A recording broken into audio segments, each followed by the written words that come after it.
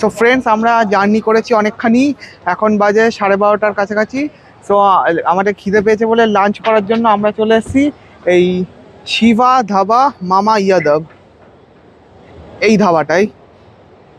এটা খুবই একটা জনপ্রিয় ধাবা এই এই হাইওয়েটাই। নামটা হচ্ছে শিবা ধাবা মামা ইয়াদব। এখানে তোমরা চাইলে খেতে পারো, অনেক জায়গায় নাম শুনেছি এর। তো ফ্রেন্ডস, আমরা এখন 4টে তন্দুরি রুটি আর একটা মটর মাশরুম কারি আর ডাল মাখানি অর্ডার দিলাম আপাতত। ঠিক আছে, আমাদের এই তন্দুরি রুটি আর যে তরকারিগুলো বলেছিলাম দিয়ে গেল এই মাত্র। খেয়ে টেস্ট করে বলছি কেমন। তা আমি এখন এবার টেস্ট করবো।